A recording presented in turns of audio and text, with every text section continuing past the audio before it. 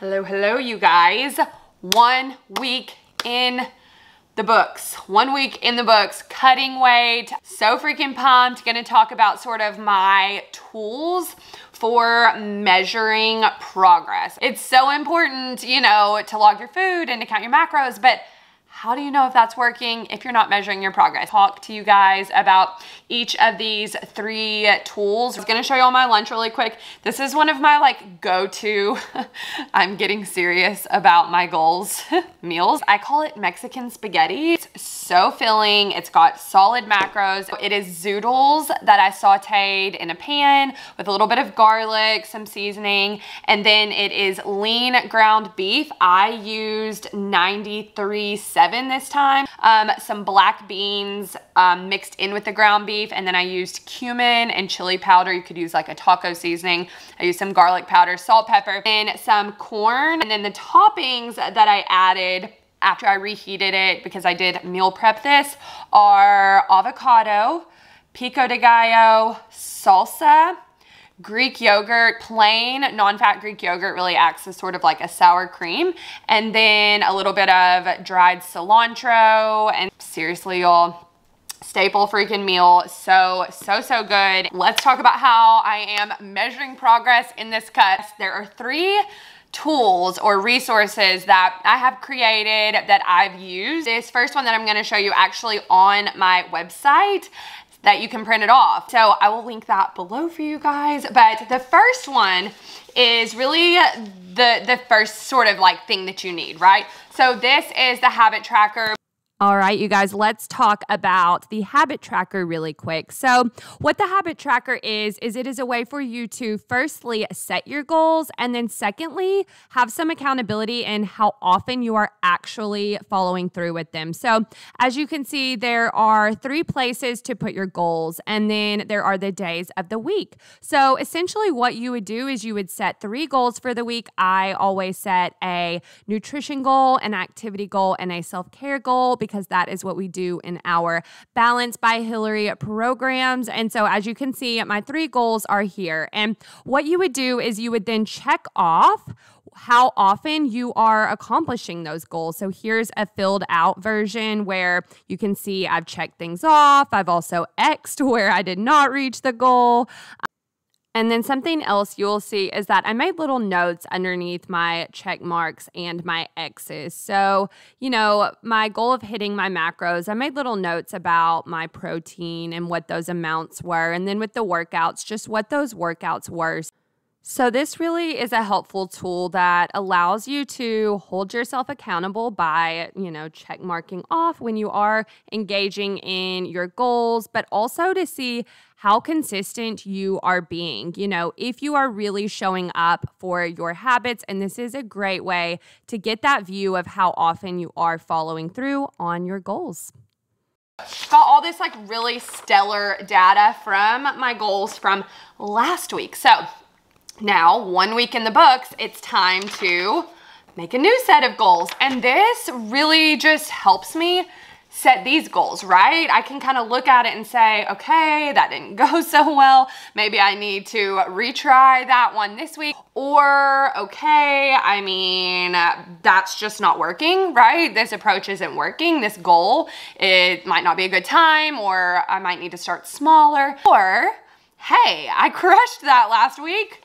Let's turn it up a notch. So with my, you know, in regard to my goals for this week, that's really what the, you know, how I decided on them was reflecting on the goals from last week. And that is why having this stuff written down so that you can analyze it is freaking gold, y'all. So I set the goal this week. Last week I did, you know, really well with hitting my protein. You know, it was my birthday, so I was really just aiming for 5 days with my calories, and I crushed that. This week I do not have much going on, so I went ahead and set the same protein goal, 7 days. And then I said to hit the calories 6. So I bumped it up a notch, right? So that is really the first sort of tool that I use to measure progress. The second tool that I am using is our weekly check-in. This is what we use in Balance Monthly, our membership program, to assess our week at the end of the week every week. So I actually just changed up how we are doing the weekly check-in, but just to kind of talk to you guys about what's on here. On the left side, I've got the sort of like calories and macros. So what it is it's how many days out of 7 did I stay within my calorie goal, stay within my protein target, stay within my carb target, and stay within my fat target. So then you can go in and fill in, you know, how many days? 3 out of 7 on the calorie goal, 4 out of 7 on the protein, so that you can really, you know, pull up your food logs and assess how well you did last week. And then it has your weekly average calories, that looking at that sort of weekly average is what is most important. So a place to put that down there. And then on this side is actually sort of what I changed. So this now is scale change. And this is just important, especially when you're getting going and trying to see if your macros are, you know, where they need to be, if you need to make adjustments and things like that. You really do need to be assessing what is happening with the scale. But we know that day to day, like, the scale progress is not the best tool for measurement, but the weekly averages are. And we're going to talk about that as I go through this process in more depth. But just to show it to you, I've got the weekly highest weight and the weekly lowest weight. I am an everyday weigher. It's what I suggest at least a couple times a week. Weekly highest and weekly lowest, and then the total scale change. So I lost 3 pounds from my highest weight to my lowest weight last week. And again, that's not from Monday to Sunday. That is from what was the highest data point on the scale last week, and then what was the lowest data point on the scale last week. And then it's just got some stuff down here to really reflect on, like what went well for me this week, what am I proud of that I did, where I struggled, what obstacles I faced. That's the second part. That just kind of allows you to kind of dig deep and look at, like, where did I kind of have hiccups or missteps, and then what breakthroughs and insights I had and what new decisions I've made. The bottom just kind of says, like, how do you feel about this week's goals overall, and you can kind of check off. I said pretty good. I didn't quite crush it, but I did better than fair, so I checked off pretty good. So yeah, you guys, this is the way that I assess. You know, this is really setting those goals, and then this is checking in on how well did I do with those goals. This third resource I'm so excited about. It's new. So it's something that I've always kind of naturally done in weight loss phases and whatnot, but it's not something that I've ever created a resource for. So I created this resource for myself and for my Balance Monthly membership babes, but I'm also gonna give it to you guys who are watching this right now. I'm gonna drop this resource in the comments for you guys, not the comments, good Lord. You can tell I'm new here, in the description, so that you can print it, and as you are getting going on your weight loss goals, you can use this. So this one is my 4-week progress tracker for Balance babes. Okay, so what we are looking at here, I just told you guys, I really focus on weekly weight averages and things like that. So what you've got is you've got 4 weeks here. And in each box, it's got the days of the week across the top, so that you can go and you can enter in your scale weight each day. You could do it each day, or you could fill this out, you know, maybe at the end of the week. For me, from an accountability standpoint, I fill it out every morning, right after I've weighed and all of that. So then over here, we've got a section that says total weekly weight. So by the end of the week, like I did here last week in week 1, I added up all of those weights and put it right here. And then it says divided by 7 days.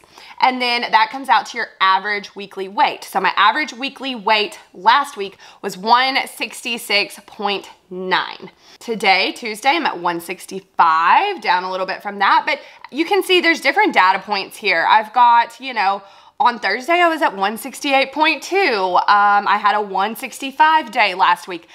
Again, if I was getting all hung up on those numbers, it might have really thrown me off. We get in our heads, right? That mindset of like, oh my gosh, the scale jumped up, I'm failing, you know, it'll get to you. So having a place to really put all of this, to be able to analyze it, So important, okay? So again, I'll go through this week, and then what I'll do is I'll compare, you know, each week, where am I at the end of the week? But you just wanna have this data because it's gonna help you decide if you need to make adjustments and changes. After you've got your 4 weeks, it has your monthly scale change. So, you know, from your top number to your bottom number, what is the difference? So that's really nice to be able to look at your month as a whole. So down here, you guys, we have the average weekly calories. I can see that in my first week, I averaged 1866 calories, and I'll continue to fill that out each week. The other 2 things that I think are really important here that I have included are 4 weeks worth of waist measurements and 4 weeks worth of hip measurements. Now, from week 1 to week 2, probably not gonna be a big difference, may not be any difference at all, but from week 1 to week 4, you really might see that difference. And again, you guys, super solid. By the end of the month, I'll share with you guys sort of week to week what my sheet is looking like, but I am going to use all 3 of these resources as I go. So important to have the data. Know if it's working, hold yourself accountable. These are the kinds of things I did when I lost 100 pounds before that really allowed me to gain an understanding of what my habits are like, how many calories I'm taking in, how often I'm showing up for my goals. You guys, like I said, I am dropping a link below for you guys to grab your 4-week progress tracker.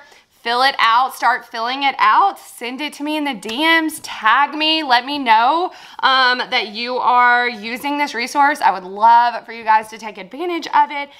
You guys, it has been a freaking week, and let me tell you, I am so sore from my workouts. Like, I am feeling it, and just some like personal life stressors. I have so much tension. I always hold my tension like in my head, like in my like neck area. Like, my head feels so heavy right now. About to head into Euphoria, solid freaking massage. I am so excited. I definitely, when I am in a goal season weight loss phase, make a point to schedule in self-care time. Just making time for self-care is, I think it's really important in a weight loss journey because it helps you celebrate yourself along the way. I think so many women think like they've got to get to the goal before they celebrate their success, and I think that's the worst thing you can do. I think that like loving yourself enough to make time for yourself and give yourself that self-care really helps you celebrate yourself along the way, so that when you get to the end goal, you have worked on yourself and you've built, you know, a better relationship with yourself. So many women make the mistake of thinking that their goal body is going to make them happy. And it's not true. Everything that, you know, you struggle with will be there waiting for you with your goal body. And sometimes even worse, because there's nothing worse than thinking that that's gonna be the thing that fixes it. And if you can just get there, you know, and then you get there and it didn't fix it. I've seen so many women end up in bad places. So I think there are multiple ways to combat that a little bit, but one of the biggest to me is self-care and celebrating yourself along the way and showing yourself, you know, little ways that you can love yourself. And again, it can be something as simple as, you know, a foot soak at home, or taking a 10-minute walk by yourself and leaving your phone. All of that to say, I am gonna head in here and get this massage.